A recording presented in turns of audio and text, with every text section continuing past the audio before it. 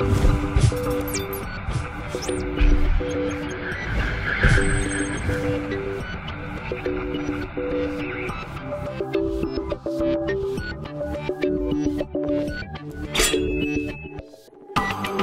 everybody, and welcome to episode number 35 of FinalBossTV, your WoW endgame rating show. I am your host, as per usual. My name is Adam K, aka Bay, and today we are talking about DPS Warriors, the Fury of Arms, as it were. We have two warriors here. We have Archi from Pure, and WarriorSarri, or just Sarri, from Ascendance, from EU, from over the pond. But first, before all that stuff, oh, you took them off. What was going on behind this? I don't know, what's going on over here? Lovely co-host of FinalBossTV, Anna Fell. Hi, Anna. Hey, nice to see everybody.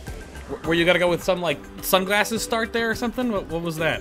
I was considering it when Bunny called me out in chat, but we'll just have to save that for a future episode when it's a little warmer outside. It's getting to be spring, the cherry trees bloomed, but it's still not quite summer yet, so.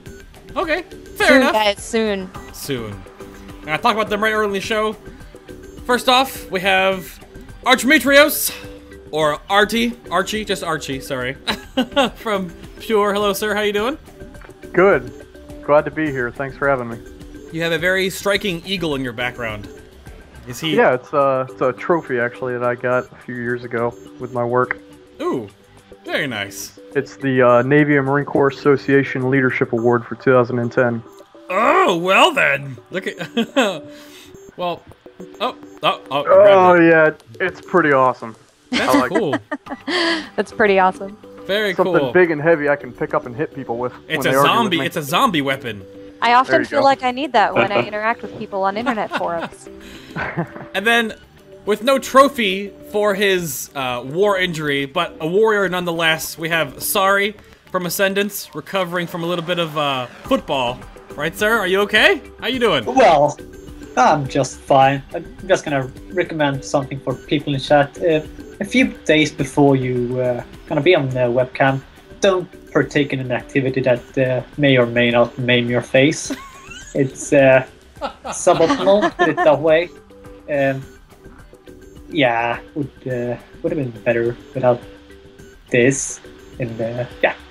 I mean, we were setting up on the show beforehand, and Archie said that it would have been awesome because you got to wear your battle scars proudly as a warrior, so it makes you a warrior in real life, not just in game. So, right? Yeah, that's pretty cool. But hopefully it heals just fine, and you don't have a weird witch nose. Well, weirder. Oh, weirder. Oh, okay. Perfect. Very good. Oh, my goodness. Okay. Well, let's get right into the show, and I'd like to hear a little bit more from our warrior guests about what you do online and why basically we should be paying attention to what you have to say about warriors. I know that you guys have been trying to sort of get the community, the warrior community, together and working together to figure out the important things that warriors need to know. So tell us a little bit about it. Where can we see your theory crafting and hear from y'all? Well, you should listen to what warriors have to say because we're loud and aggressive, and it's kind of hard not to listen to us. Oh. I see. tried and true forum strategy right there. Yes. There you go. Yell louder. I mean, that's kind of what warriors do, isn't it? They just yell at things until they hurt. Yeah. So basically, you guys are the loudest warriors. Therefore, you are the ones who are doing the work people should care about. Pretty much, yeah. It's like driving, you know? He who weighs the most owns the road. And on the internet, it's he who is the loudest owns the place. I see. But no, really, we've done a lot of work. I myself started posting on the MMO Champion forums. There were a lot of other warriors that were visiting other places, such as the WoW forums or Elitist Jerks or a couple of the other communities out there. We all just kind of banded together during MOP to pool our resources and bring more information to the people, you know?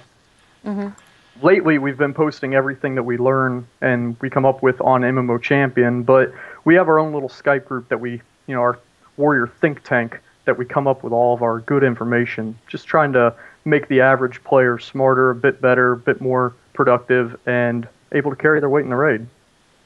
Excellent. Well, that's good to know. Got anything to add to that? So, sorry. Well, not really. Same as Archie. We've just chatted away at MMO. We got invited to a Skype chat by our lovely friend Illyria. And we've basically just done what other people couldn't be asked to do. That's not much more to add. Well, that's a really important part of getting a healthy community going, is making sure that people are constantly talking about your class and discussing the things that are most important to them and sharing that information in a place where other people can see. So sometimes all it takes is just constantly talking about Warriors. So MMOC is where people should go to hear you guys rant, or is there another spot? For now. For now. I actually just started writing for the newly launched Sentry Totem. It's a new World of Warcraft resource website operated by Tickle Totem of Totem Spot fame. And it's really exciting for me to have a new venue to express my thoughts in the class and other raiding topics. In addition to writing about Warriors, I'll be talking about general raid philosophy, things that are good and bad to do in your raid, like scumbagging or padding, which a lot of people have different views on, whether it's good or bad. Warlocks. Well, different raid groups in general have different views on how to handle that kind of thing. That's true. Yeah, sure. It's general raid strategy, like you said. That's true. And also just being a good, productive team member. My column will be stylized as the professional warrior. The professional warrior. I like it. And Tickle Totem myself. was previously a guest on the show, for anyone who's been watching us for a long amount of time, as you all should have. You should all be longtime Final Boss viewers, but you might remember Tickle as being one of the guests on our Elemental Shaman show, and she's started up a new website that will be featuring surely many other Final Boss TV guests as well. Yeah, definitely. I mean, I also talked to Tickle about some stuff that might become a sort of back and forth with the Final Boss community and them. So you'll definitely be hearing about them more in the future. Yes. So then I wanted to go in a little more. I know you have a lot of shout outs here about people that are, who else is involved in the Warrior, DPS Warrior like community that you guys have put together. Like, who else is are the figureheads and people that are behind the scenes working on all this stuff, going in toward, now, I guess, then of course waiting for beta and into Warlords.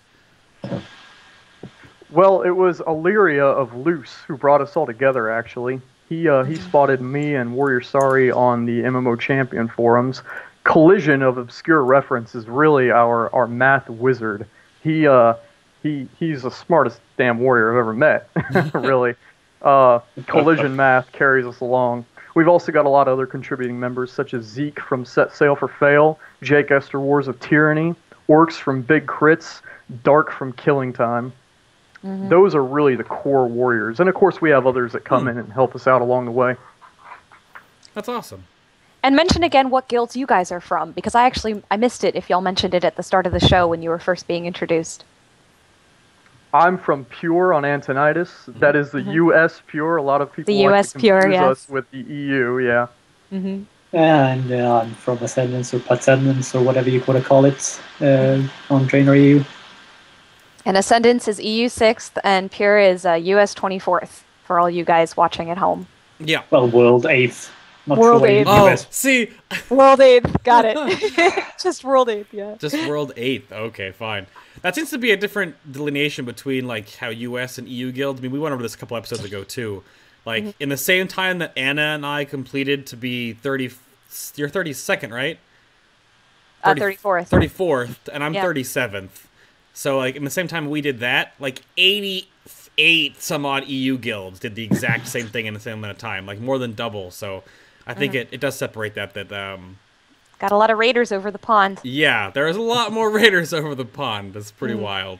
So, that's pretty awesome. Are you thinking about moving a lot of your theory crafting stuff over with the warrior things to Sentry Totem, or are you guys going to make your own little plot of land sometime soon? Are you going to make your own Son of a Lich, or... Life in Group 5 kind of deal. Or main tank it in. Or main tank it in, exactly. We've talked about it. Sorry, go ahead. Sorry. We've talked about it a lot before. We've even briefly bought a domain, but we never really got further than that. It may come up in the future, but at the moment we just stick to where we feel like we'll get the most response, which is currently MMO Champion, and maybe in the future... wherever basically we will get the most benefit from. I mean, I know when I was talking to Archie about this stuff, and he put me over to the Warrior post on MMOC, it's pretty ridiculous how much interaction you guys have already there. So yeah, I mean, you just are, you know, the views and the responses and the stuff you have going on those threads are really good. So I mean, keep doing what you're doing. You know. Yeah, it's a huge community in the MMO Champion. Everything about Warriors is there, so no reason to be anywhere else. Really good. Very good. Well, I want to move us past that bit of stuff. I know you guys wanted to make sure that got talked about, and I think that's going to be a huge thing going into. People want to know where they can expect, you know, definitely the beta coverage coming out soon. So, but I wanted to go with a little bit more Warrior focus now. Let's switch gears. So, you guys wanted to bring up a little bit of where Warriors have come from. And I had put on here that they are the most bland melee class. Now are they full of flavor? So, like, how dynamic has your Warrior experience been for as long as you've been playing? And we'll kick it over to Sarri first. Wow, the most bland melee. I mean, wow. Yeah, that's... Yeah. Wow, sorry, still in shock from that. Well, I'm not gonna... We're not a flashy one. We're just hack and slash. But played for close to 10 years now. And we've come a long way from basically one attack every minute to now where we can get carpal tunnel from just playing and pressing too much. Yeah. Well, it's not as fast as ICC, but there's been a lot of ups and downs of Warriors. But basically what it all comes down to is we always, no matter what, perform very badly at the start of an expansion and very well at the end of this expansion. And then Blizzard fix it. And then we have something else that makes us really bad at the beginning and really good at the end. Yeah. And then Blizzard fix that, and then something new. We always, I know people hate this word, but we always scale really, really well with something.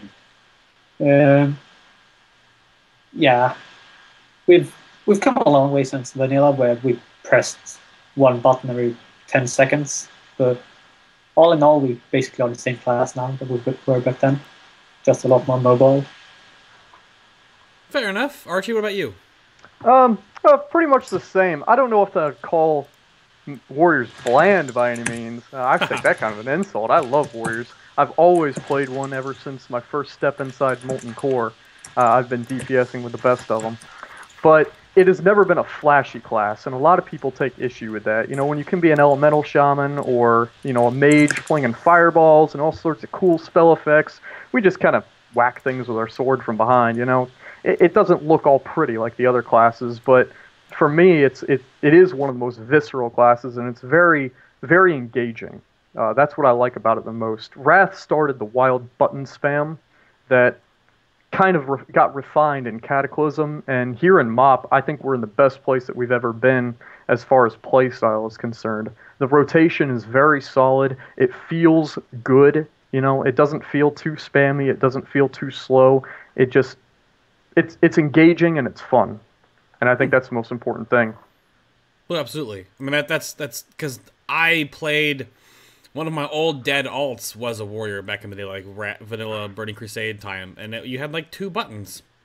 You had like Mortal Strike and sometimes Overpower, and you know that's all you guys did. So it's good to hear that it's come, you know, a long way in that development stage. So you guys have been playing it for a very long time, and I know Anna likes to always wonder about if you could play something else instead of that, but it sounds like you guys would pretty much play warrior and have been.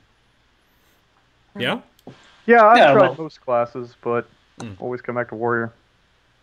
I mean, they are pretty much the proto-class, the proto-class of melee DPS. Like, that's why I was kind of laughing when Base said bland, because as somebody who hasn't played a Warrior, it just seems like so many things originate from the skill set that Warriors originally had. So it just seems so very fundamental to the way that melee classes play. Yeah. Yeah. Absolutely. Maybe I'm just jealous of your mobility. You just jump around all the way. That is half the fun. Maybe. Yeah. It's traditionally one of those warrior strengths. It's something new, you said?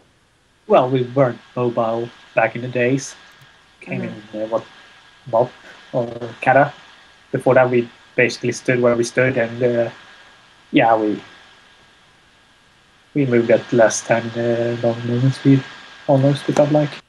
Well, let's talk a little bit about that. How has your Warrior experience changed over time? I mean, if you guys have both been playing Warrior for a very long amount of time, how have you felt that the class has sort of evolved into what it is today?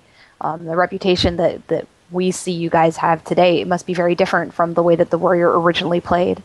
So what did that feel like to play through all those expansions? Sorry? Oh, yeah. Go ahead, Archie. Yeah. Oh, okay. You looked like you had something to say. No, I'm just look like I always have something to say. I've really enjoyed the way we've evolved over time. You know, I started playing DPS Warrior back in Molten Core, and back then, like Sarri said, it really was just 2 or 3 buttons. You know, you might overpower once in a while because none of us even knew what weapon skill did back then, so of course we were getting dodged. And you would charge, Mortal Strike. Back then, Fury didn't even really exist. Fury didn't come into its own until about 8Q or Nax, as I recall. So, which is when they changed Bloodthirst around. So, even that right there really transitioned how Warriors were playing. Then throughout BC, we got a little bit new mechanics. We had to keep up self-buff Rampage, which was the single most annoying thing I've ever done with this class. Oh, no. Yeah. Most people consider Wrath as the golden age of the DPS Warrior. That was a really spammy play style where you're just throwing out heroic strikes and you've always got a button to press. Most people enjoyed it, especially in ICC, because we were just ungodly overpowered. And let's be honest, that's what most people look for when they're playing the game, is how can I be the best? But as I said before, I really enjoy how we are now in MoP. I think that we are the best we've ever been with regards to not only damage and how well we perform, but also how fun the play style is, how good the rotation feels when you're doing it. Well, all right then. Sorry? Well, I wouldn't agree with it being the best this has ever been. I prefer Dragon Soul, but yeah, beside that, it's beside ICC, where people say it's Golden Age. Basically, back in ICC, there was a bug that made us unable to miss, so we were OP as F. But beside that, at the moment, we're the strongest we've ever been without being overpowered, and both Fury and Arms perform at a very high level. And if you don't like one of them, you can just play the other and still top the meters. So yeah, Warriors are really good at the moment, and they've always been good, and they've always felt good to play. So today's Warrior is different from yesterday's. I gotta say, when you said I preferred Dragon Soul, the thoughts that went through my head at that time were possibly the first time anyone's ever said those words seriously. Oh no! Yeah. Okay. Okay. I know what you meant. Yeah. No. Well, really, my 2 favorite encounters of all time are Trax and Spine, which people will burn me at the cross for. Wow. Chat must be gathering to burn you at the stake. And, I love Spine. Look. Yeah. You're a brave man to put forth such unpopular opinions. I mean, that's the true Warrior bravery right there. Yeah, I like there it is. Well, I could top it off by saying my least favorite fight ever is Lei Shen. Oh my goodness! What is going on right now? It's opposite world. Well, I think every single player who has ever played Fury or Lei Shen can agree that he's awful, god awful to play, because randomly turning around and parrying your CS is the worst feeling in the world. Oh, yeah. It just randomly feel like slitting your wrist. No, but yeah. But, no, bosses that turn around and parry you are the absolute worst thing ever. Let me just, as a fellow melee player, it makes me so angry when a Holy Power Generator gets parried. And it's like, oh, those bosses, if they're channeling, then they're not going to parry you. No, but some of them turn around, and Lei Shen was really bad about doing that. So, yeah, I can see that. Yeah, well, that's almost going away in Warlords. There's only 3% parry from the front and no more dodge, so Still maybe. It's still terrible design. It's still going to turn around, and it's going to be like, nope, parry your Storm Strike. Okay, fine, 3%. All right, whatever, RNG, it's fun. But I guess that because you both have different opinions on that kind of stuff, I wanted to deviate this because you both play Arms or Fury respectively and pretty much only play that one. So who plays what? Archie, what do you play? Well, I primarily play Fury. I dabbled in Arms a little bit during the early progression on some AoE fights like Galacras, but for me it's Arms. Or I'm sorry, for me it's Fury all the way. Arms just doesn't keep up. It's not the playstyle I enjoy. And sorry, you play Arms. Well, I think I'm the only player in the world who plays Arms. Because most people think it's either really, really bad or really, really boring. But people say it's bad, but I still beat everyone. I'm topping Arch, even if I'm Arms and he's Fury. Just saying. Sometimes. Well, sometimes, all times. Depend on the fight, but I'm mainly Arms. I was Fury for the most part of progression, but as soon as progression was over, I switched over to Arms because frankly I enjoy it more, and who cares, it's far. Yeah. So, yeah. It's interesting, though. So, I guess, why does... You say you play Fury during progression, though? Is that because it just works better, and then Arms just needs so much more gear to work? Sorry? Or, like, what's the issue? Why Arms for you? Like, why do you go to that? Well, regarding gear, Arms can perform with 0 gear. Fury needs 100 gear. But basically, it's the fact that Arms requires very specific things to work. Like, it either requires heavy AoE, constant AoE, cleave, or just something to keep deep wounds up on multiple targets or abusing the sweep strikes.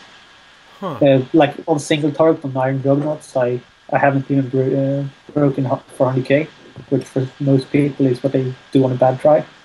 I think I record is 392k or something like that. But yeah, Arms is weird. It's either very, very OP or very, very bad, depending on the fight. Interesting.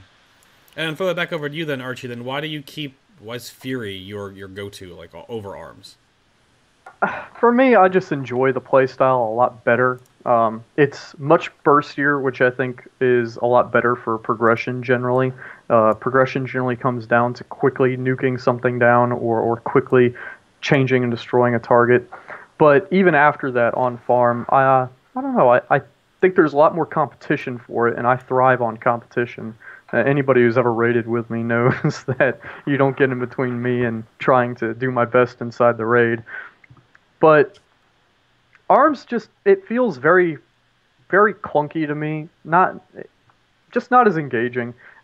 It suffers from a few different issues, not least of which is the tiny cleave radius. A lot of people in the chat have been talking about slam cleave, which is very, very overpowered when it works. But the problem is it's got a 2-yard range, which is ridiculous when you compare it to like an elemental shaman, which is chain lightning's what, 8 or 10 yards? A lot of yards. Or 40. Yeah, or whatever. Yeah, or a warlock, which just destroys the world with one button. So, yeah, we have an 8-yard cleave range, so. Even more than that, Arms really suffers from, I don't know if suffer is the right word, but it doesn't really matter what button you press. We simmed it out one time, and if you go from a slam rotation to an overpower and heroic strike rotation, it's like a 1 or 2k difference. You know, you don't, not to say you can't do good as Arms, Sarri has definitely proved that, but it really, there's a lot of room for error that isn't there in Fury, and as someone who likes being competitive and likes to do the best that I can, I'd rather play the tighter rotation, if that makes sense. Mm-hmm. Sure. Well, there's a lot of min-max you can do with Arms. The issue, though, is the difference between someone who's min-maxing and someone who's just playing casually is less than the difference between good and bad RNG. Mm-hmm. So you either have to try really, really hard with Arms or just play it enough times for RNG to work, to get good pauses. And for progression, Arms is just subpar in the most part. I see. Yeah. Interesting, too, because sometimes when we look at I was gonna say, well, sometimes we look at other classes like what we had with the Rogue episode, is they have all 3 specs that are all DPS, and that seems like they have the same issue too. Is that one is always like what they go for first, and then one is they go toward like later, and then one just like never gets played. And it seems like with Arms and Fury, you could play Arms, it's just not optimal. So you could play Fury, but then eventually you can go back and play Arms, and then it's okay. So, Well, Farm really is the time to change it up too. Yeah, and just want to add it. Arms is really, really, really, really overpowered without gear. Okay. Arms doesn't scale. You can get 1,000 crit and you would still do the same damage as you did before. So no matter what gear you have, Arms will always perform at a very high level. Whereas as Fury, you need close to at least full normal gear. Normal situational gear to perform at a decent level, or even to beat Arms. So up until you're really into the heroic version, Arms is most likely going to beat Fury. So unless you're decked in full base, Arms and Furies are a lot closer than most people think they are. Huh. Okay. What were you gonna say, Anna? No, I was just going to say that it sounds like we had asked previously if it was more of a playstyle, if it was a playstyle choice, or if it was a numbers argument, and it sounds like for both of you, it's a bit of both. That there's a spec that you enjoy more, and that you've made it work in Raid, and that both the specs have their pluses and minuses, which is interesting. It's nice that that we're all able to play the spec that we like most, and that different specs have different strengths and weaknesses these days. So let's talk a little bit more about what warriors bring to a raid, regardless of the spec that you're in. So tell me about stances, because that has been something that we've discussed with reference to other classes. Do they mean anything anymore? Are those a thing? Because I know that for Rets we have kind of like fake stances, but nobody ever switches anymore. They're completely meaningless. Do you guys switch stances? Do you still stance? How do those work? Well, the days of sitting in one stance for the entire fight are pretty much over. Back in Wrath, for example, Fury sat in Berserker stance all the time. You might very rarely go battle stance if you wanted to rend or something, but always all over myself. Always Berserker stance. Arms was pretty much always battle stance. Now, battle stance is the way to go if you just want to flatline do damage. But the other stances have their place. Defensive stance is probably the best mitigation cooldown in the game right now. It's got no cooldown. It's a 25% mitigation on all damage and instant cast with a 1.5 second GCD, which is separate from the rest of your GCDs. So you can just pop that, absorb some damage, go right back to doing your damage. Even better, while it negates your rage generation for a little while, it is very easy to maintain your single target rotation while sitting in defensive stance if you don't do it all day. So just a great cooldown to have. Berserker stance, on the other hand, actually gives you a little bit extra rage when you take damage. This leads to some interesting gameplay decisions. Hopping in the fire, take a little bit extra damage so you can get more rage to do more damage. But that's kind of how warriors play, isn't it? Always it's on the more edge. like an interesting decision for the healers rather than an interesting decision for the warrior. Yeah, maybe. That's true. Maybe it is, yeah. The devs have talked about that when they've talked about about melee getting the advantage and being survivable. That generally just means that they take more healer mana as they ignore more mechanics. But I suppose I do like the idea of a cooldown that lets you jump in the fire for a little extra damage output. Gotta get that rage. Gotta get that Yeah, rage. gotta get that rage. Sorry, the stances have a really good way to either mitigate damage or get extra damage for free.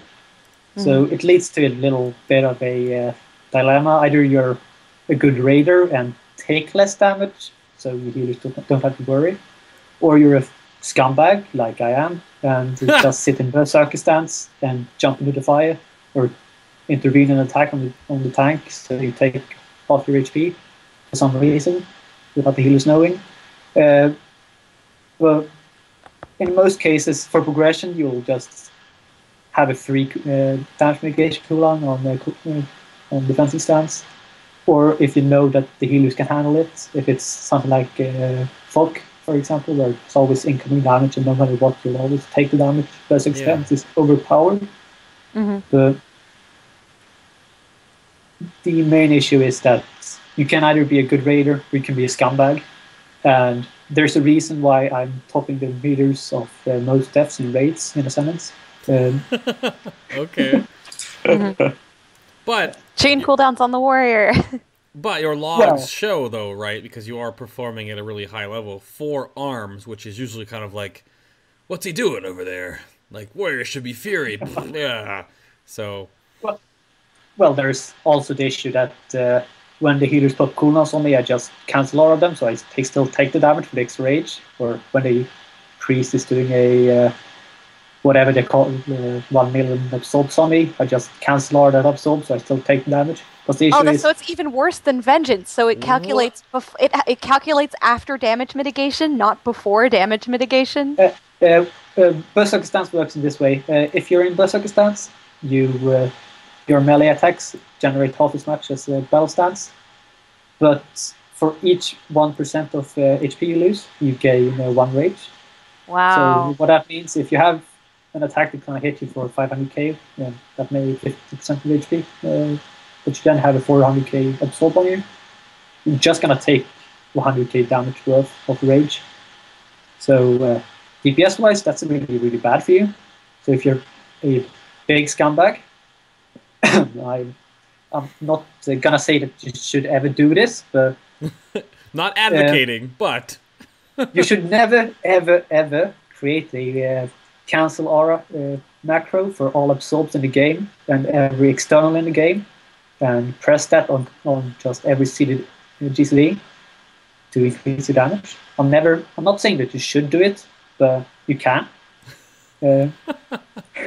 So is that your secret then? Well, it's one of them. Oh, one of them. Okay. I see. Wow, so that's basically every argument against vengeance, except even more. That's so bad. It really only affects. Oh, man. Do you think that that's likely to stick around? It sounds like one of those core to the flavor of warrior things. Do you anticipate any major changes to stances coming up, or do you think that they're going to stick around about the way that they are? Well, they'll keep stances. We've had stances since day 1 of alpha in the vanilla. So if I were to guess, or if I was to give a suggestion, it would be to just give rage from Berserk. If they keep the stances they are right now, I have no clue if they will. But if they were, just make Berserker stance give rage for the damage you take, no matter if it's absorbed or not. Right, pre-mitigation. Yeah. Like the way vengeance it's really, works. really stupid at the moment how it works. I mean, there's a reason why vengeance doesn't work that way. Yeah. It's just weird. And most people don't even track their absorbs. It's one of the things I started doing early because of Berserker stance. So you sit there waiting for that big hit to hit you, and you waste all your rage because you know you can have a full rage bar anyhow. Yeah. And then you take no damage all of a sudden. Then you lose all that damage. It's really clunky and it's really not fun gameplay. Interesting. Well, then, Archie, what do you think about stances, though? I mean, because you play Fury most of the time, so do you do that with Berserker stance, too? Or are you mostly in battle? Like, what do you think about stances? It's pretty much the same for Arms or Fury. With Fury, the timing could be a little different because most of the damage you deal with Fury is during that Colossus Smash mini cooldown.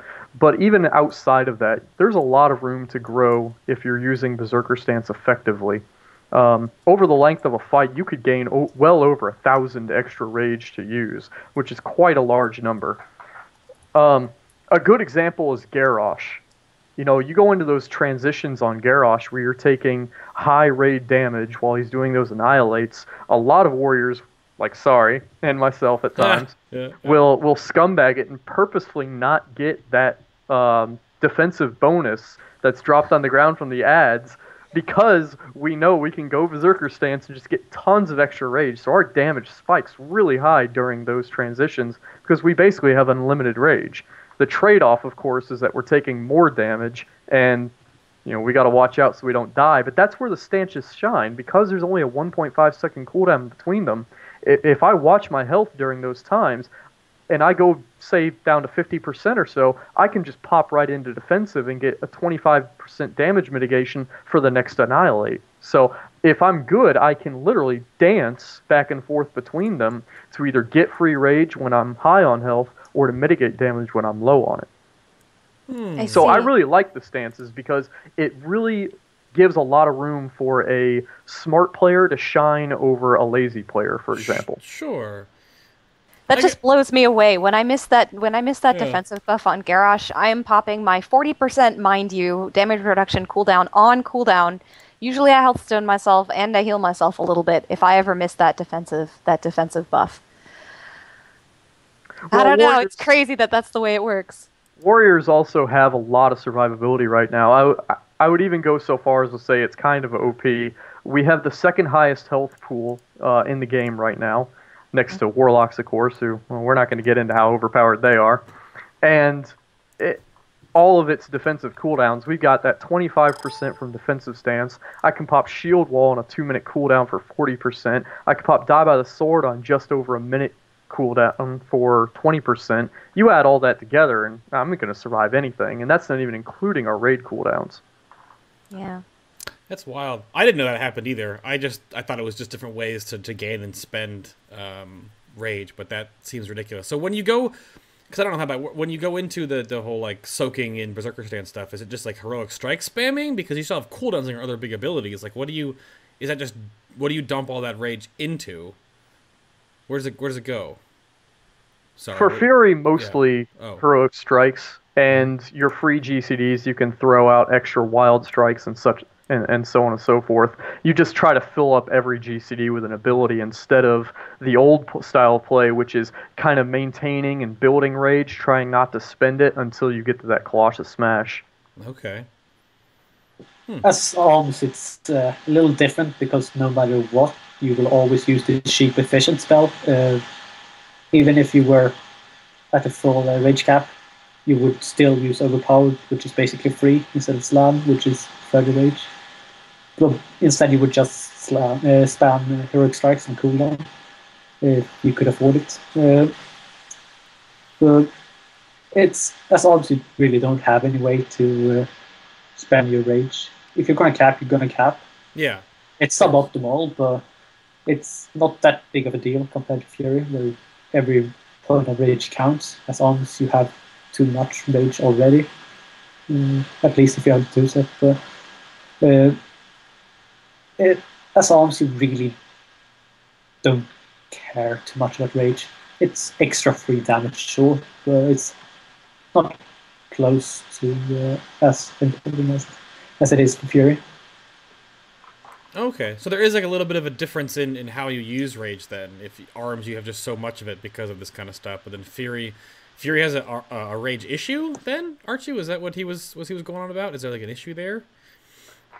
It's not an issue, but traditionally when you're playing Fury, you do not want to spend your rage if you can avoid it. You only want to spend your rage once you're capping out until you hit that Colossus Smash.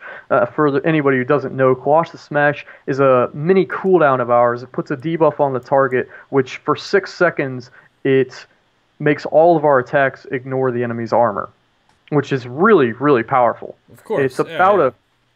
It's about a 35% damage increase on every one of our abilities. So during the 20 seconds while that's on cooldown, you want to save as much rage as you can so that you can hit them with as many attacks as possible during that 6 seconds. You should be able to fit 4 GCD abilities and 4 off the GCD abilities, meaning Heroic Strike.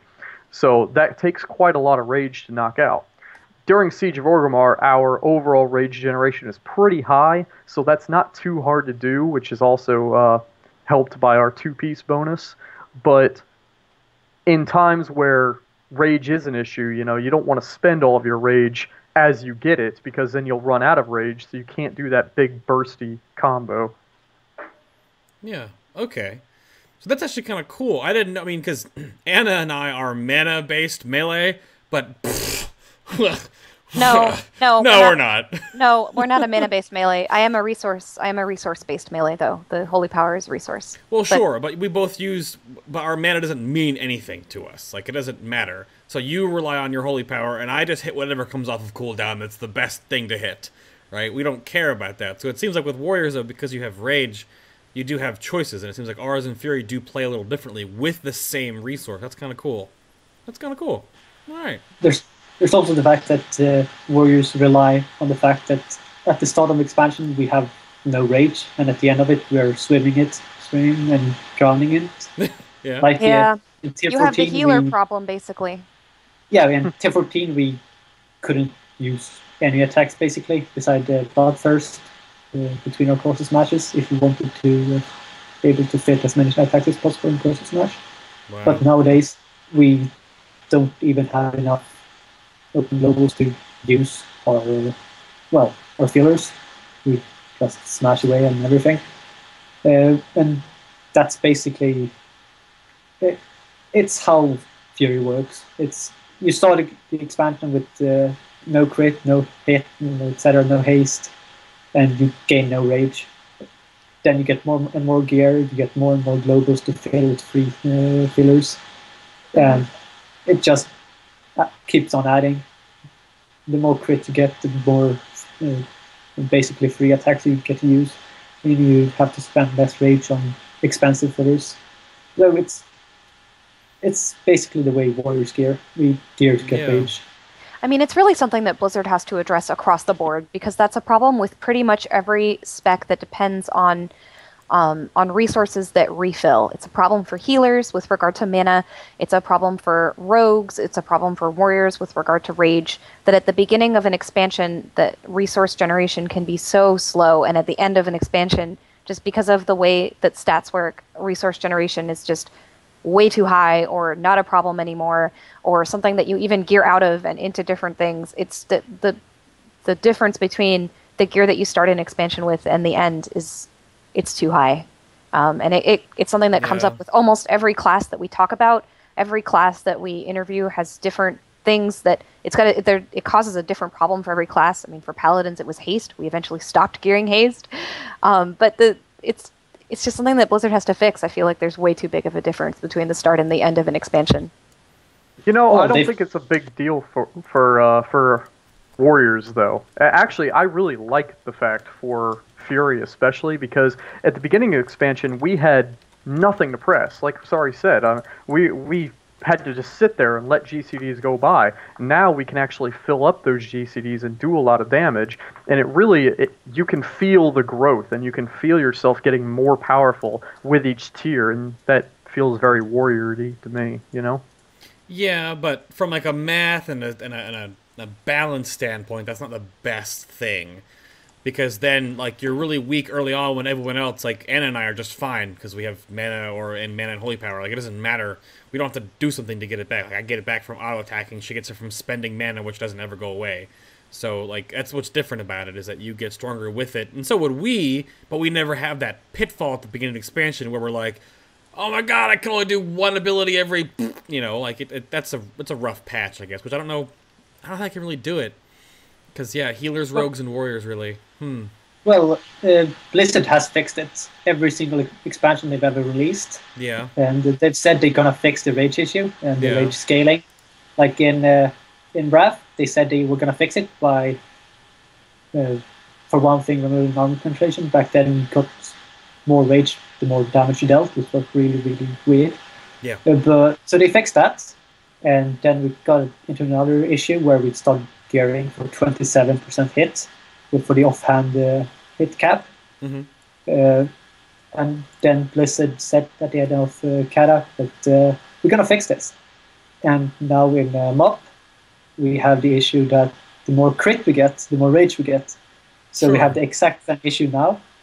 But I'm not sure if I don't see it as an issue. What Blizzard have done before, and if this stays in the game with the rage scaling, Yeah. What they've done before is at every single patch they release, they nerf warriors. Every single patch they've ever released with content, they've nerfed the warriors. Yeah. Besides Blackwing, I think. Don't recall passionate back then. But basically, they always nerf warriors. Back in between tier 14 and tier 15, they nerfed execute by like half.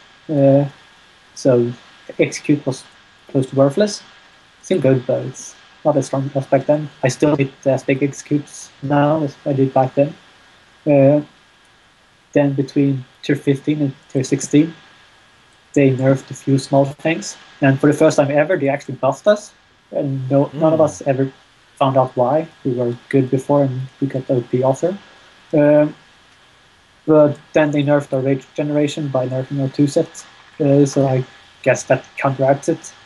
But it's a system. It's not the best. It's not the worst. But it works.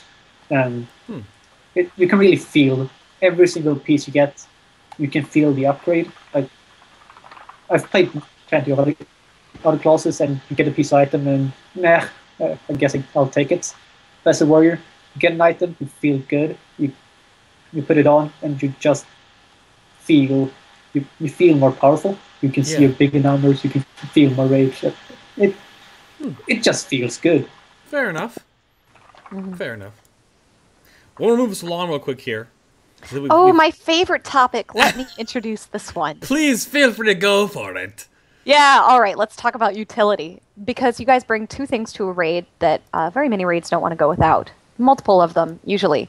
And that would be Demo Barrier and Rallying. I'm sorry, maybe not Demo Barrier as much, but Rallying Cry and Skull Banner. So let's talk about these buttons. How long have you guys had them? How do you feel about having raid utility, both DPS output raid utility and damage mitigation incoming raid utility? How impactful are these? Archie, we'll go with you first. Okay. Well, they're really powerful, actually. Back in tier 15, a lot of people were saying they wouldn't bring warriors if not for all the utility that they brought. Now, I'd argue the issue that if you have a good warrior, you'll bring him over a bad player of another class any day. But even aside from that, we have a ton of utility, and it's only gotten better as the tiers have gone on. We have Skull Banner, we have Shattering Throw, we have Demo Barrier, Rallying Cry, Vigilance, Safeguard, all sorts of different things that we can use to either help ourselves deal more damage or help, mitigate damage on the raid. Between Demo Banner and Rallying Cry, we have some very powerful mitigation abilities, not the least of which is that it's split into 2 cooldowns, so we could space them out if we wanted to for something like Dark Animus. I used to split them up so we can cover 2 of the explosions instead of just 1 like, other cooldowns. Yeah. Skull Banner and Shattering Throw are a bit of a different beast. They're actually not as powerful for the raid as a lot of people might think. Many classes do not benefit as much from Shattering Throw or Skull Banners as the warrior, which leads to a really interesting conundrum. Do you want to use these cooldowns for yourself, which the warrior benefits immensely from them, or do you want to use them for the raid, which may or may not end up lining up with their cooldowns, helping out as many different people? Shattering Throw, for example, reduces the enemy's armor. There's only a couple specs in the game that actually deal purely physical damage, so it really doesn't help only but a few people. Skull Banner, increases your critical strike damage. How many classes or specs actually stack critical strike chance? So you've kind of got to decide which way you want to go with that, and it leads to very interesting choices throughout, for your raid, for your guildmaster, or whoever's calling the shots, how you want to use them. So anything that makes you think about how you're going to play, how you're going to use your cooldowns effectively, I think is a good thing in my opinion. So yeah, I mean, just before that, I want Sarri's opinion on all this stuff too, but I think what you brought up there is a really good point on why. I mean, yes, chat's going off about how like banners and all this stuff are being removed for Warlords. That's fine, but we're not getting Warlords for months. We're still in MOP, people. Okay, we're in Mists of Pandaria. Yes. Please call it Mists for me, Bay. Please. Hey, thank you. MOP is better than calling Warlords the other thing we're not going to call it, so that's fine. Mists. Thank you. We it makes sense that another reason why I think Blizzard is removing a lot of this stuff is because there's too many things that people can do to benefit others that really don't really benefit others as much as people think they do, and why are they there in the first place? Like, I mean, I know Warlocks love Crit Banner, but maybe Mages maybe too, but like, I don't really care. You know, I don't know if Anna really cares. I don't know if Rogues really care. Like, it doesn't do a ton.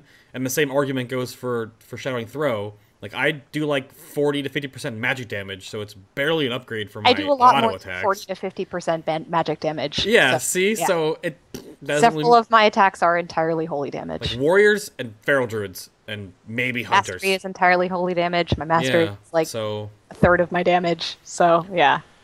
And that's why... Feral is mostly bleeds also, and bleeds... That's true too, yeah. Well, that's... The bleeds aren't affected by the armor, though, is it, right? Is it the same way? Exactly. Yeah, so... Bleeds, the full ignore armor. But, yeah, I don't know. What do you think about your utility and whatnot? Sorry, like, how does it go for, like, for you, for an arm standpoint and stuff? Utility-wise, we're OP. Well... As Archie said, the Rally and Banner is arguably... Pretty much an enormous raid cooldown makes you OP. I mean, aside from all of the rest of it, having Rally and Cry is like, okay, cool. Well, we need you. It's like having Devo. It's like having Bubble. It's one of those cooldowns that the raid just needs X of for certain fights. Mm-hmm. Yeah, besides, I would only say that Devo is stronger than Rally. Otherwise, I think Rally is the strongest cooldown in the game at the moment, just because it affects everyone at 4 yards, rather than having everyone stacking up. But going beside the defensive ones, just going back to Skull Banner and Shadowing Throw, the only real time where you can assure that everyone in the raid will get benefit from is on the pull. Yep. So it's at the same point we will get the most benefit of it. So if you have Skull Banner, if you have Shadowing Throw, just use them on the pull, and because that's when you want them as well. If you have two warriors, just stagger your banners and Shadowing Throws. But after the pull, you really have to consider: do I want to use it for personal benefit when I know I will get the most benefit from it, or do I risk it and use it on cooldown to maybe line up with some other class? For instance, Elemental Shamans benefit a ton from it during their Ascendance, because 100% crit chance and bonus crit damage is GG. But unless you have your Shaman calling out when you're Ascending, it's really hard to line up. Yeah. And regarding Shadowing Throw, there's only really two classes in the game that benefit from it fully, and that's Warriors, and there's Hunters. And Hunters really only benefit fully from it during their stampeding, whatever. Stampede. They're massive, Stampede, thank you. And then it's really only a 4% damage increase for them during that duration, so it's very minor.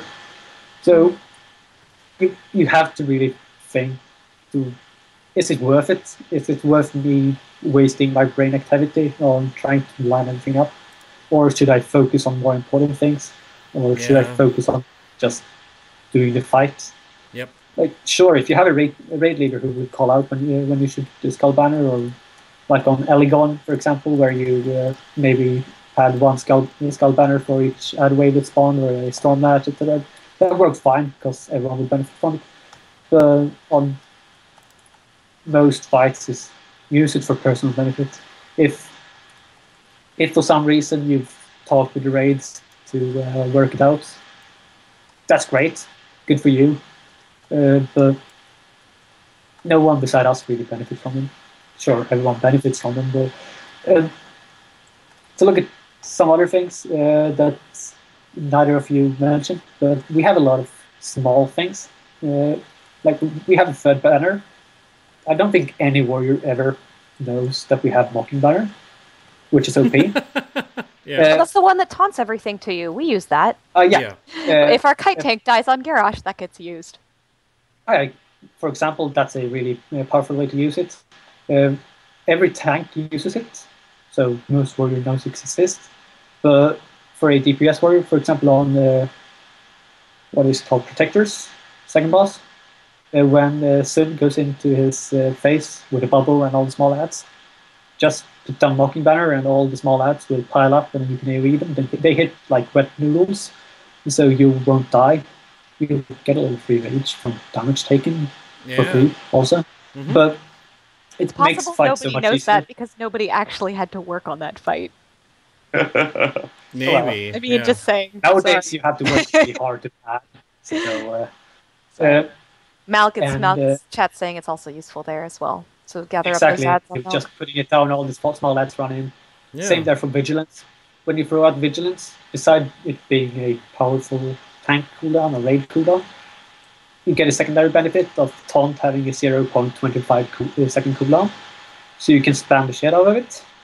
And like on Malcroc, if you see that the ads are running Havoc or whatever, you can just pop that out on someone and taunt everything in. Just making sure that everything works. There's a ton of small things you can min-max regarding just general usefulness as a warrior. We have too many spells at the moment, and everyone has a use somewhere. So yeah, utility-wise, we're most likely the strongest class in the game, beside the fact that we don't have a death immunity. But we can do without, seeing how we have everything else. Sure. I know Archie had a couple points to bring up during that, so kick it over to you. What'd you have to say, sir? Nothing big. Just with Skullbanner and Shattering Throw, I think Sarri was talking about using it for your benefit or possible raid group benefit. And of course, everybody is going to want, every raid leader and GM is going to say, use it for the raid. You know, we gotta kill this boss better, faster. We gotta get through this. We gotta push this phase. But especially on things like farm, in today's World of Warcraft raiding scene where individual worth is measured on the meter, it's measured by things like pro raiders, things like ePeenBot or Warcraft logs. You're, now, as an individual, talking about raiders, or are you talking about chat trolling us? Because chat trolling us might use raiders, but I'm not sure if any significant top 100 raider is really going to take pro raiders as the like skill level. Yeah. You still understand what I'm saying, though. A lot of players like to quantify themselves by how high they can rank and how well they can play. You know, how big a numbers they get, even if it's only during your raid with your guild. You know, a DPS's job is to do as much DPS as they can. If you are not competitive at DPS, I mean, I don't think you're really doing your job right. You know, you've got to have that competitive edge to really be a good DPS player. So you're naturally going to want to use those things for yourself, knowing that you get the best benefit out of them, or at least a very large benefit out of them. So, like I said, it really brings up an interesting conundrum of what you want to do. On the defensive side of things, I love Vigilance. I use it on every raid that I have it in, whether we're on Garrosh during Annihilate, whoever didn't get a cooldown, or Siegecrafter, you know, we're running through the fire to get on the belt, and somebody's got that dot ticking on them. I can throw that on one of my friends who's on the belt with me. It is very useful throughout, and having a 30% damage mitigation on a 2-minute cooldown is just, it's great. It's very powerful. One of the most powerful individual external cooldowns in the game right now.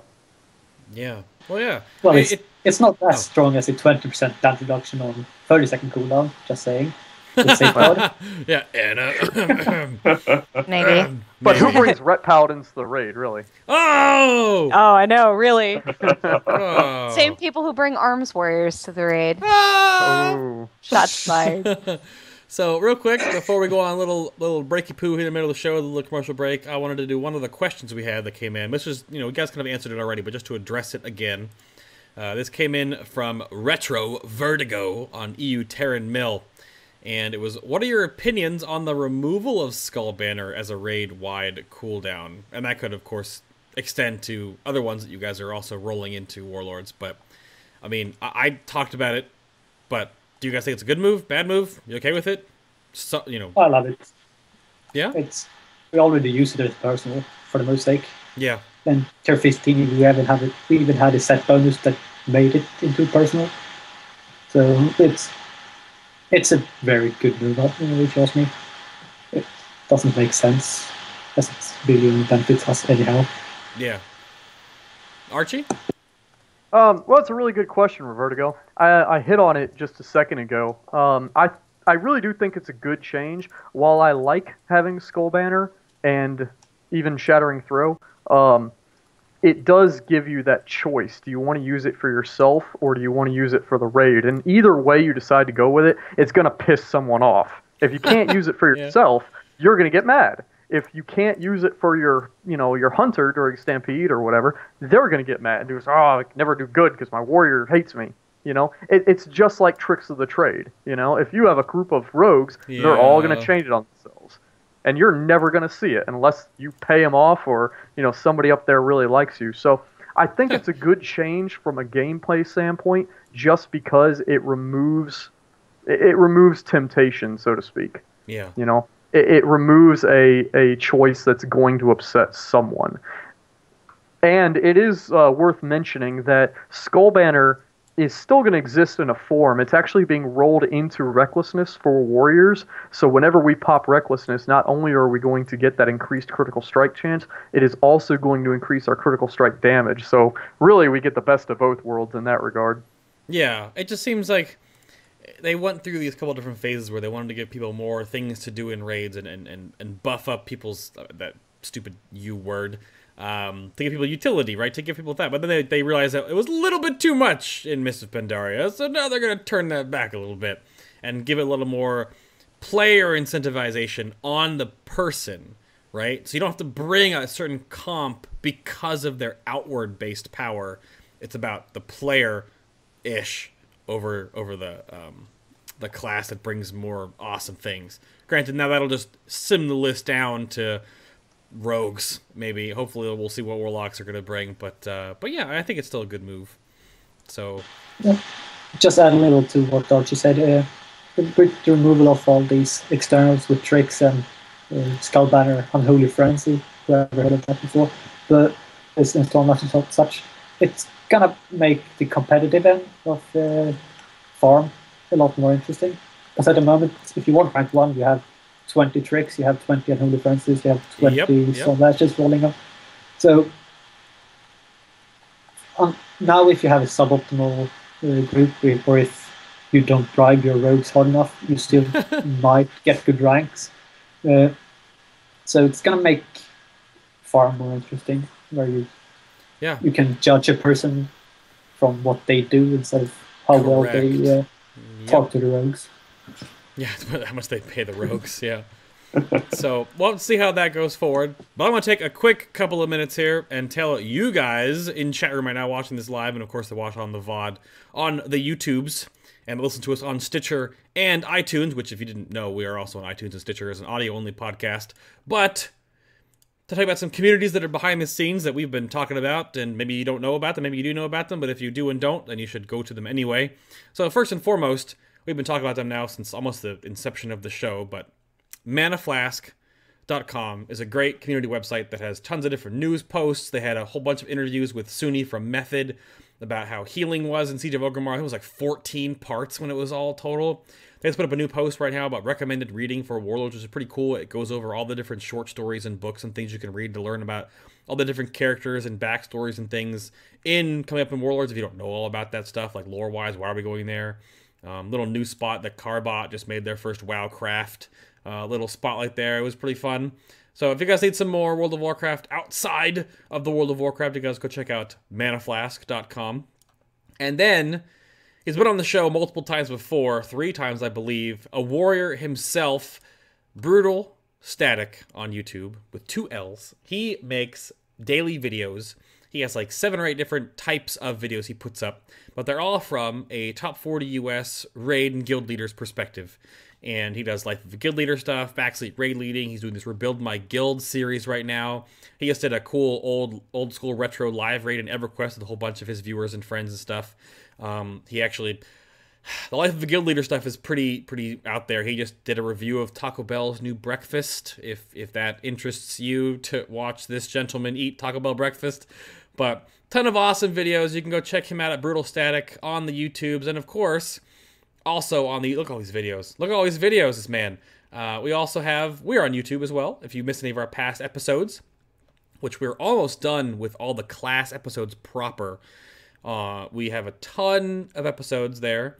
You can go subscribe to us on YouTube and watch our past episodes. We just did a awesome Trivial Pursuit, WoW, huge special event last week with Brutal, Anna, Elvine the Gold Making Mage, Nobble the Noble, Silver Latomi, and Alex and Laws of Fat Boss TV. There's 2 parts of that. These are a lot of fun. We're probably going to do rounds 3 and 4 sometime in the next coming months before Warlords comes out, so stay tuned for that. And then, Archie talked about it earlier today, and we'll have some more official stuff in the future here, but Sentry Totem was the new everything World of Warcraft website that's going to be covering PvE, PvP, classes, guides, extras. It's going to have, you can put yourself into an audit system where you can get audited by a top-end player about what your gear is like for every class that you play, whatever it is that you do. A whole bunch of awesome community Q&A and stuff, blue posts, streams, news for World of Warcraft. It's a big new website that Tickle of Totem Spot and Pure just launched recently, so you guys can go check out sentrytotem.com. There's right there on your screen. Should be pretty fun. We'll see how that develops in the future here. And then, of course, all of our social media, Facebook, our Twitter, is all down below. You guys go check that out if you want to follow us on the social medias and things that we do. And we always say what class is coming on next at the end of each episode before we come back for the after show. So stay tuned for that. And then, of course, we always do updates and things on our social media when that comes around. But Anna has stepped away. Nope, she's back. But let's get back into what we like to call the meat and potatoes of the show. We're going to get a little more mathy on you guys, get a little more in-depth into Warriors now. And we're going to kick this off with calling this the journey of the axe, sword, mace, and staff, because I wanted to... Question mark. Because you can use staves as warriors. Axe, sword, mace, and polearm, bro. Well, hey. Well, yeah, there's polearms there, but what was that? We've always been able to use them, yes. Yep, which... Never been the reason to use them, though. There's never been, like, strength staves before. Well, we have a strength polearm now. Yeah, polearms, yeah, you do. Before this patch, only arms could use them, because you couldn't dual-wield staffs and polearms. Yeah, that's true. Wow. So you might have a heroic wall-forged weapon for arms, but then you had to downscale to whatever else you had. It was weird. They fixed that, though. Weird. But a quick question real quick before we get into stat weight. This kind of is a preface to that. This came in from Rockan from EU Twisting Nether, which is a simple question, which I guess for higher heroic programs it makes sense. Which are better, though? Do you enchant strength or mastery for heroic geared warriors right now? Strength or mastery? Archie, what do you do? Well, it really depends upon your gear. With Doc's Tail Tip Trinket, the amplification trinkets, mastery starts to surpass strength. Crit has always surpassed strength. Crit is just the end of all things for us, and we'll talk about that later. But mastery actually starts to become very powerful as you get more crit and as you get more mastery. And with that trinket, mastery gets higher than strength, so you can actually start to swap your glove and bracer enchant from strength to mastery. Now, at what point you want to do that is really up to your gear set. You're going to want to use something like Simcraft to get your stat weights. Even at the best in slot levels, mastery is only worth a little bit more than strength. So really, if you want to or not, or when you do, is up to you. But me personally, I started going mastery just because the strength enchant is so much more expensive to get. Okay. And mastery is so much easier to make, you know? Sure, okay. My guild doesn't give out free mats, so I gotta work for my stuff. Yeah, now clarify here for a second. When you say mastery is stronger than strength, are you talking about at a 2-to-1 ratio? That's what I would assume. No. With regard to gemming? Okay, so a 1-to-1 ratio. At a 1-to-1 ratio. Okay. Per point, mastery is stronger than strength.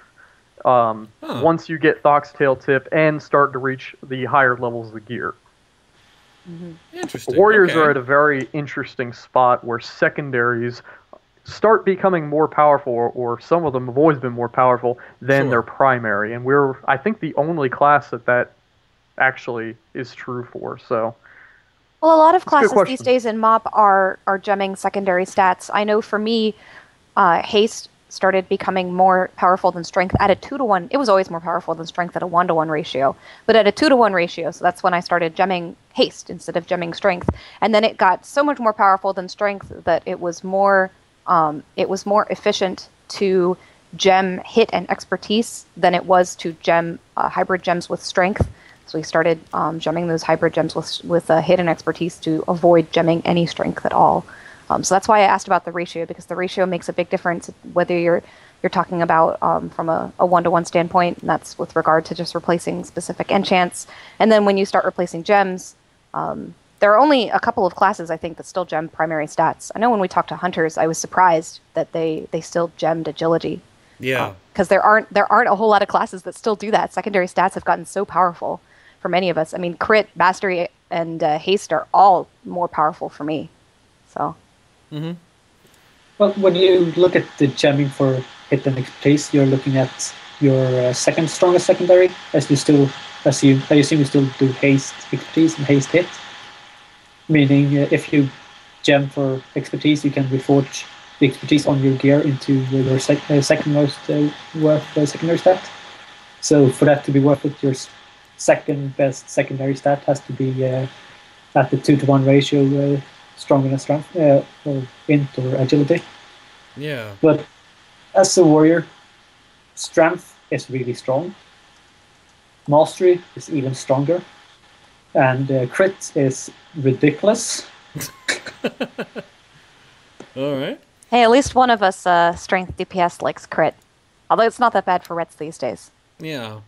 So that's the main purpose I want to get into with your stats right now, is that basically is why is crit so powerful? And when you're gemming and getting new pieces of gear, is it literally just like reforge into hit and expertise right now and then just C socket, crit in socket? Like, is there any like, is it always like that? So how does your gearing work toward crit, and why is it so good? Well, yeah. When you look at our stats, you see that in full base gear, crit 1 point of crit is worth around 11 DPS, and if you compare it to the class that has the second strongest stat, it's around 6 DPS. So crit for us is insanely strong. Wow. It's literally twice as strong as the second strongest secondary stat is in the game. Mm-hmm. Beside mastery, because mastery is at like 8. So our two best stats are better than any other stat in the game. So when you look at gemming to stop it, you start with gemming crit in every yellow slot, and due to the fact that this tier we had like 18 red slots, so you have to look at those red slots. And as I said before, if your second best stat is the 2-to-1 ratio stronger than your primary stat, you want to jump for expertise or hits in that slot instead, combined with your strongest stat. So in every single slot, this tier basically we have crit and expertise, meaning we can reforge a ton of worthless expertise and haste into mastery, and mastery is also really, really strong. But due to the fact that our stats are so immensely strong, every single piece we get is a insanely high upgrade. So for all the warriors there who want more gear, just tell your raid leaders that you gain more DPS per piece of item than anyone else in the raid. Oh, is that what you tell them? Yeah. That's pretty good. Well, I'm the second warrior in our guild, so I just sit on the sitting bench. But yeah. I also wanted to mention for all the people watching, make sure that when you want to min-max your warrior, make sure that you sim your warrior and get the correct stat weights. I know a lot of people, for a fact, will say that sim class is really bad. The reason why they say that is because their classes and their specs aren't that well modeled and that well worked into. I can say for a fact that the warrior ones are as good as they're gonna get. Well, okay. every week I have something else to add. But the Warrior ones are as close to perfect as they can get, so you can trust the stats to get from there. Just get correct stats, stat weights, plug them into whatever you use, Ultimate Robot or Reforged Light or whatever, plug them away and get those 50% crit you want. Well, there's not that much to talk about. Its stats. Crit is insanely strong. Master is almost as insanely strong. Strength is good. Haste is one of the worst stats in the game compared to crit. Literally, haste is almost a DPS decrease for just from the fact that crit gives like 3 times as much rage as haste. So haste is useless. Literally, I know a lot of classes try to say that their worst stat is worthless. I know I play an Elemental Shaman, and I know a lot of Elemental Shaman say that crit is useless. But when you compare the 3 stats, they're all within 10% of each other. For Warrior, crit is around 800% stronger than haste. So haste is really, really, really bad. Avoid it like plague. That actually brings... I'll bring this question up then real quick here, and see what Archie wants to say about this too, is that this came in also from Retro Vertigo. Do either of you have any hopes of how haste will actually be made competitive for Fury Warriors? Fury Warriors in general, I don't know if haste would ever be really good for arms, but the question was for Fury Warriors in Warlords. So we went over to Archie. Is our Fury Warrior mostly here? So what do you think about haste in that regard? Well, actually, haste is pretty good for arms, but I'll let Sarri talk on that for a second, sure. or in a minute here. For Fury, we did a lot of testing with haste, and when I say we, I mean our little, warrior think tank. Yeah. There were only a couple ways which we could find that would really bring haste up. As Sarri said, we have a giant disparity in our stats. Crit is by and far the best secondary stat in the game for greater than any spec. We get more DPS per point of it than any spec does from its best stat. And haste is the worst for any spec, once again. So there's a very large disparity. The only 2 things we could find that really brought haste in line was if we either just massively boosted the amount of rage that we get from auto attacks, thus more auto attacks, more from haste, more rage. But that leads to its own issues, not the least of which we'd be swimming in rage, and all it really does is increase our heroic strike damage, as our main dump.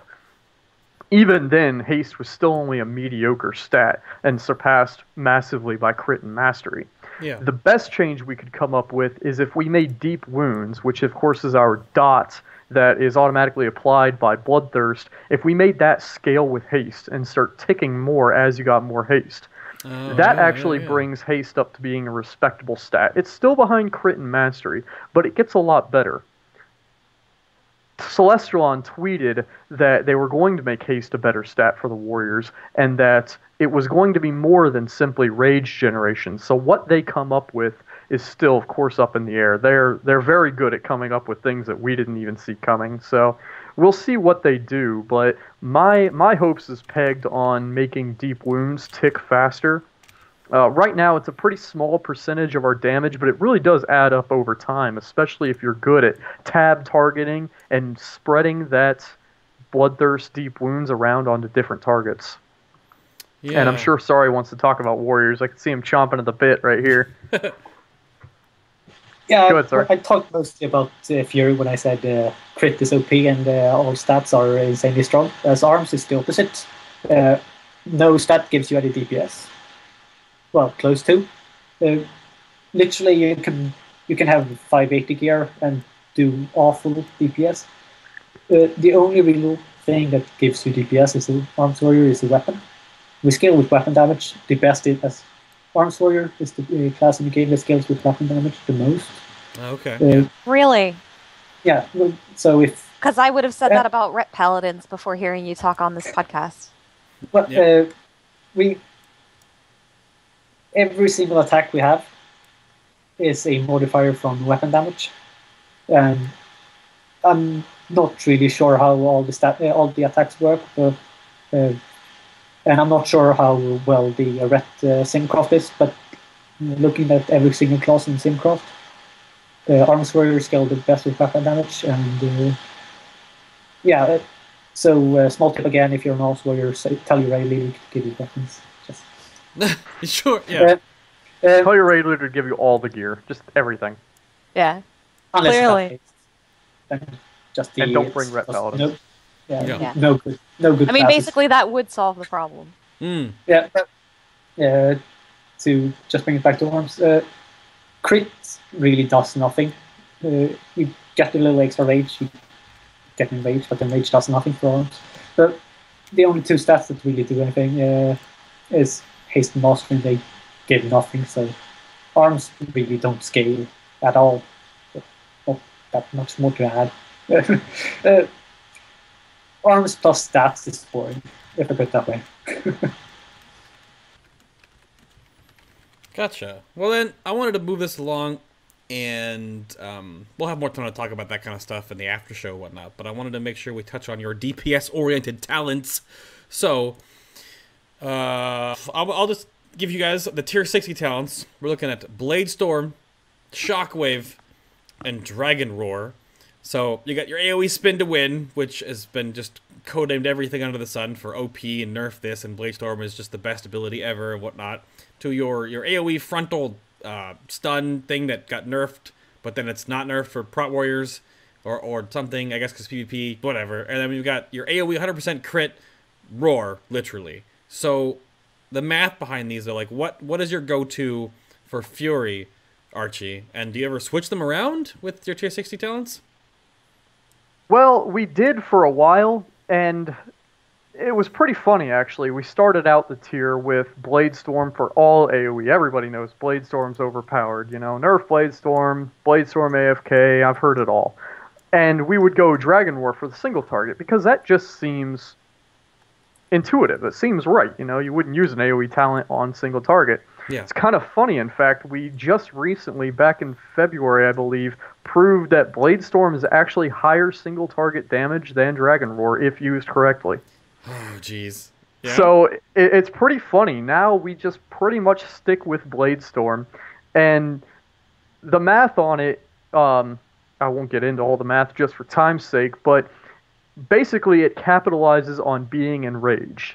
With our current gear levels, enrage is such a high amount of damage increase. I think for me right now it's about 55% damage increase, that Blade Storm used during that enrage, you can only get part of it during Enrage. Enrage lasts 6 seconds. Blade Storm, used a second and a half later, lasts 6 seconds. You're going to have a little bit of time where you're not enraged. The best way to use Blade Storm is to start it while you're enraged and cancel it when Enrage runs out or is about to run out, and then Bloodthirst again to get that Enrage back up.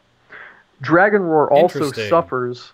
Yeah, it is. It really is. And you can see a discussion if you visit MMO Champion on it. There's a big thread with all the math.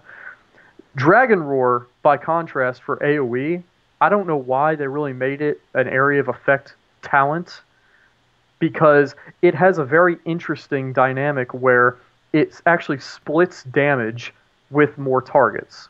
While most abilities deal its damage to every target, Dragon Roar deals a pretty flat amount of damage and then does a percentage of that damage to each target. So if you have 2 targets, I think it does 75% damage to each of them. If you have 3 targets, it does 60% damage to each of them.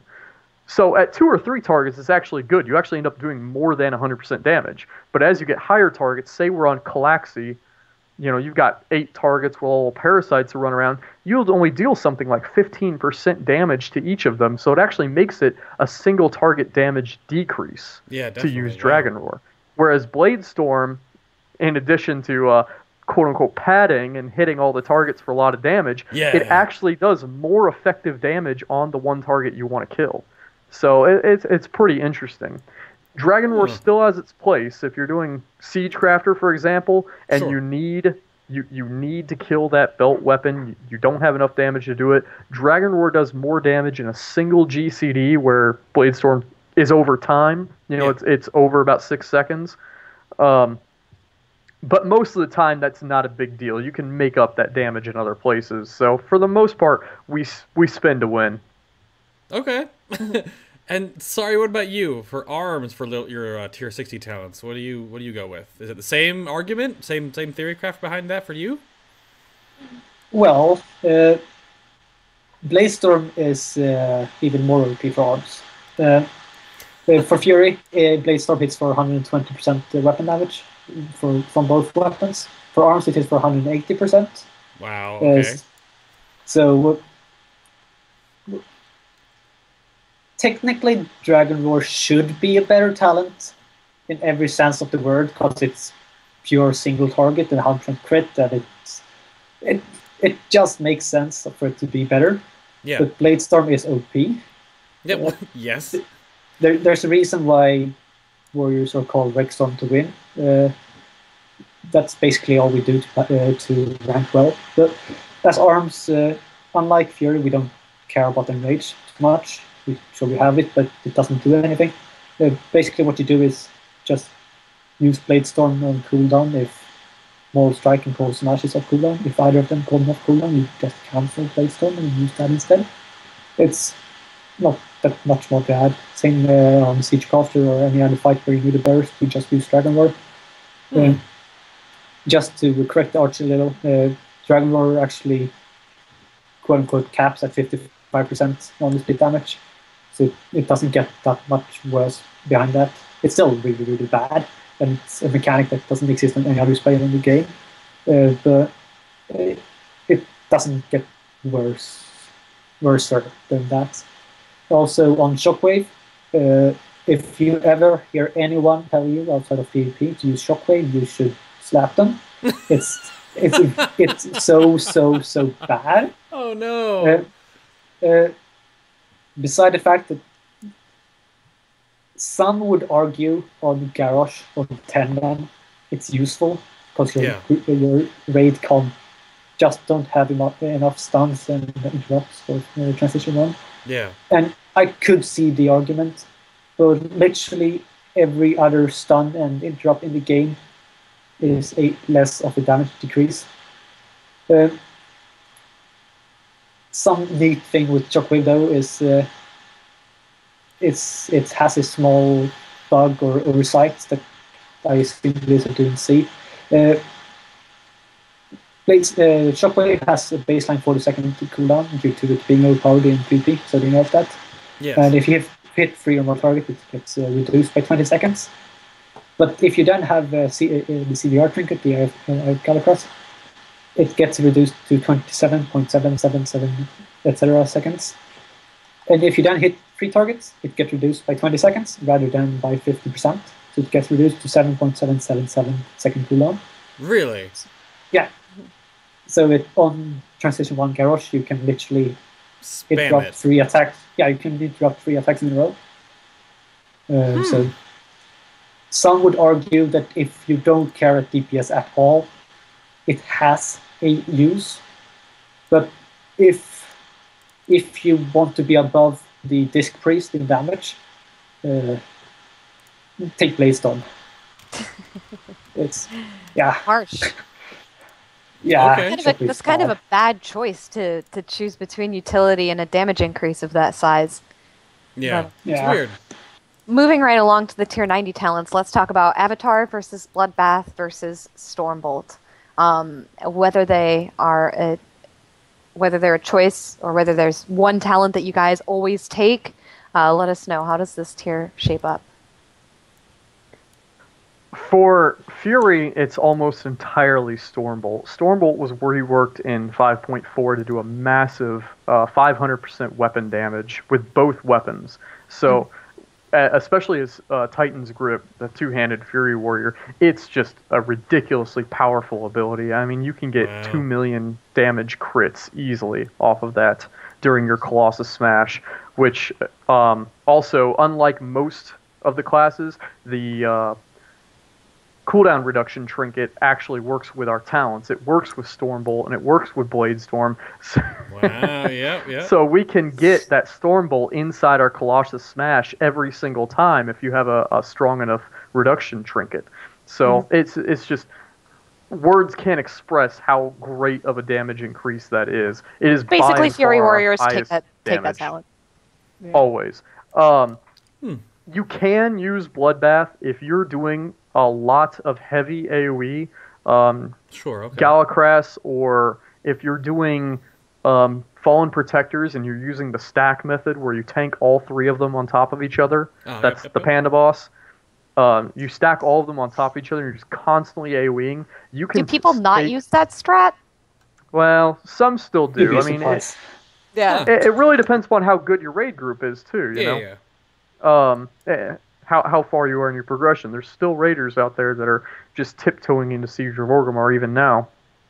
Yeah. If you are doing that though, and you're using Bladestorm, you can take Bloodbath and do a lot of extra dot damage on them, which you don't have to worry about using Colossus Smash, which doesn't really get seen much in your AoE rotation, your heavy AoE.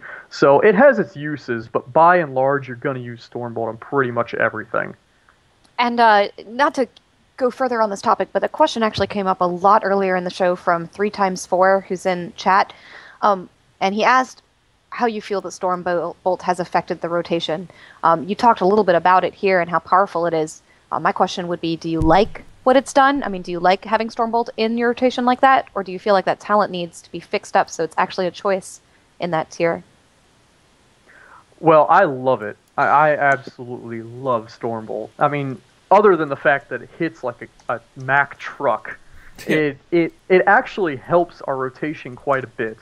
I spoke earlier about the whole Colossus Smash deal, how you want to hit as much damage inside that cooldown as possible. And by always having Stormbolt available, you know, it doesn't have any kind of activation cost. Raging Blow is our other main ability that you'll use inside that Colossus Smash, and the problem with Raging Blow is you can only have 2 stacks of it at a time, and you can only get stacks of it by getting a critical hit with your Bloodthirst or your Colossus Smash. Stormbolt doesn't have that problem. As long as it's not on cooldown, you can use it. So we always have 1 GCD during our CS, Colossus Smash, that you're going to be able to use. So it makes it easier to pull off a good Colossus Smash rotation.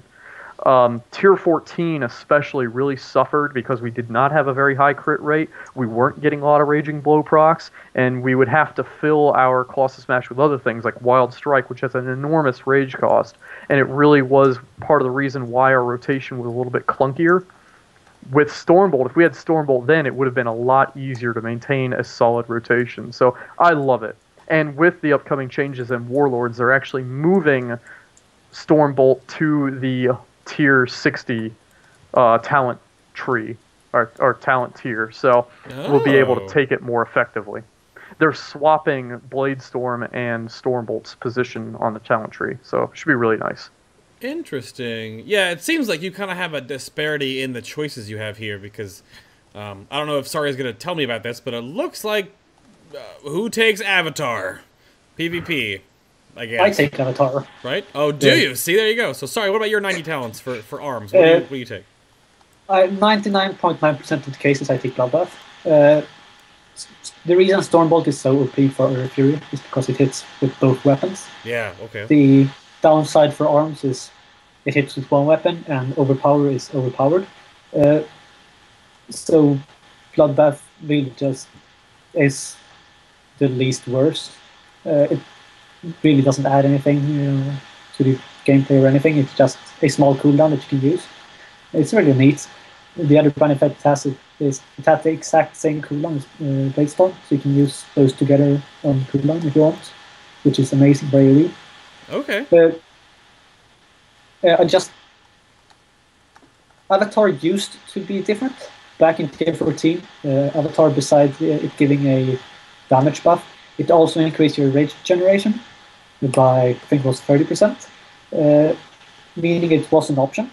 It wasn't as good as Bloodbath back then, even back then, but still got its uses in some fights, like Elegon, and it was really, really strong in the last phase, where you could just spam executes. But nowadays it's really not that useful. The only fight I use it on is on Paragons if I'm on Scorpion duty, because the Scorpion has 2 minutes cooldown, the CDR avatar has 2 minutes cooldown. Bloodbath doesn't proc from the attacks in Scorpion. I know most people call me a freaking scumbag for taking the Scorpion buff, but it's still a use for avatar. It also is really fun to use when you're mounting up and AFKing, because you look cool. That's about it. And for screenshots. They look amazing in screenshots. But, yeah.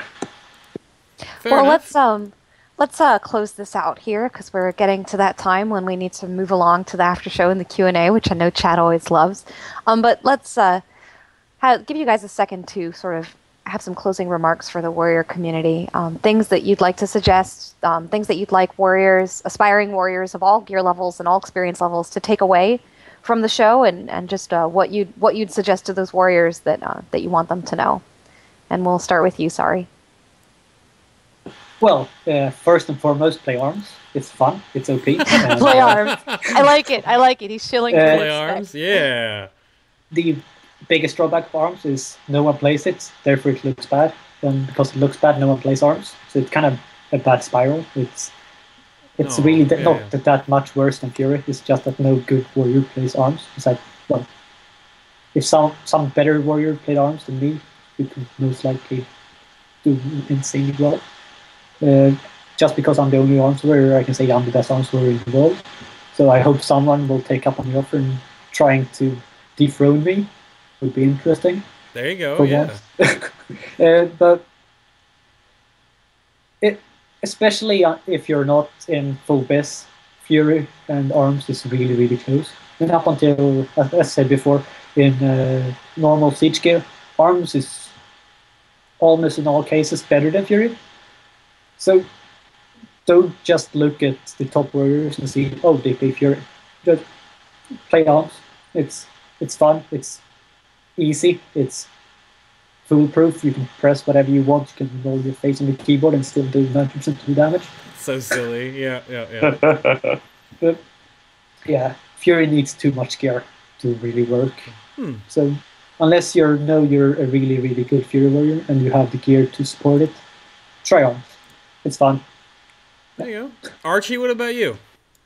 Well, like I said, I love Fury. That's not to say arms doesn't have its place, especially, as Sarri said, if you're just starting out and you don't have a lot of gear yet. Arms is a lot easier to keep up. The Fury's rotation is very much based on its crit, specifically, and its mastery really starts to have a lot of benefit as you get more of that, but you need the crit to activate your mastery, so it's kind of self-defeating when you don't have a lot of gear. Yeah. So give them both a try, though. A lot of people find it hard to get into Fury because of the way the rotation plays out. It's not an intuitive rotation, whereas arms, you just kind of mash every button you have available if you want to. You know, you can do that and still do good damage. Fury, you really can't do that. You really have to think. And that's what I like the most about the spec is you constantly have to think about what you're going to do next. And you do that for all classes to an extent. I don't want to take away from anybody. But for Fury, it really, really matters. Pre-planning out that Colossus Smash and how you're going to use it. And I think that's half the fun of the spec, is constantly adapting to the situations as they arise. So give it a chance, though. I would say that a good starting point for Fury is about 30% crit or so. Really makes the rotation pretty sustainable. Anything under that, and you're going to run into a lot of issues where you're not proccing Raging Blows enough, you're not getting enough rage to be able to carry out. But once you get there, give it a chance. See how you like it. You might be surprised that just mashing buttons isn't the way to go, and you want to take something that takes a little bit more coordination, a little bit thinking. And of course, there's great resources out there, not only MMO Champion and the upcoming Sentry Totem, but get involved, ask questions. We've got a ton of great warriors, especially around MMO Champions, that are always answering questions on those forums there. So if you don't know something, feel free to ask. Well, that's the best part about it too, is you guys have this awesome budding community. So if you are a warrior out there and you need questions answered, or you want to learn about things, especially going into the beta and into Warlords, that's where you want to go find it. But it's button time. I'm sorry. It's just, it's button time. This is a great show. A little bit longer than usual, but I mean, sometimes we have a whole lot of stuff to talk about. So, oh boy, where do I even begin now? Again, let's go back around this. Our friend over the pond who is fighting off his real-life warrior injury. Sorry. From Ascendance, you can go follow them and all of their exploits in the future here over at ascendance-guild.eu. Thank you for being on the show, sir. Well, thanks to you for having me. It was a lot of fun. Of course, we'll be doing questions in a little bit, so they can stick around. And there was Archie from Pure. You can go check him out on... Oh, that's the wrong lower third here. I got it. I'll fix it. There we go. Twitter, at Archimtiros. Right there. Thank you, sir, for being on the show. Archimtiros. Archimtiros. There you Everybody go. tries to add an I. You should hear how people pronounce my name. I wanted you to correct me right? so people didn't start doing it wrong. You didn't get me on the intro. It's fine. Yes, but go check out Archie on Twitter, and then follow him on Sentry Post when he starts making stuff, and MMO Champion. Are you going to be posting your Sentry Post links and stuff on your Twitter, I assume? I am. I want to remain involved in both communities. I don't want to cut off from MMO Champion, and I don't want to just focus on another. I really believe that cross-networking, working with both, brings a lot to both communities. So I hope a lot of the people who have been following me and like the things I've had to say on MMO Champion will join me on Sentry Totem, and I hope that people on Sentry Totem will also get involved in the discussions on MMO Champion. It's just another way, a different venue for me to express my thoughts. No, that should be awesome. Thank you very much for doing all that work, too, both of you, and everyone else behind the scenes. And then, of course, our lovely co-host of Final Boss, NFL, just over on Twitter, at NFL. At NFL, yes, and I definitely support the new Sentry Totem project, as well as definitely supporting the Warrior community as you guys get more and more active and have more and more fun as the beta kicks into gear. Yes. So. That should be very good. And then, of course, there's me. My name is Adam K, aka Bay. I'm your host of this little adventure. You can find me on my social media and all my other stuff outside of this at twitch.tv at BayTLM. That's where I've been live streaming now for like over 2 years. But we'll be back for a little bit with some after show and some Q&A with you guys. But next week, pairing up with the other plate DPS class, we're going to have DPS Death Knights on the show. We're going to be with, I have one guest confirmed. Arv will be here. We're still going to find one more other guest for you to talk about Unholy and Frost. But for now, we'll see you next week. At now, still it's going to be 1 p.m. PDT, 4 EDT, and now 10 CET again, because I guess EU finally got daylight savings time. So we're back to the normal time for EU folks. But we'll see you here next week. We'll see you in the YouTube comments. Have a good reset. Trust in the coin. And if you stick around for the after show, we'll see you there. But otherwise, bye-bye, guys. Bye. Have a good one. Bye.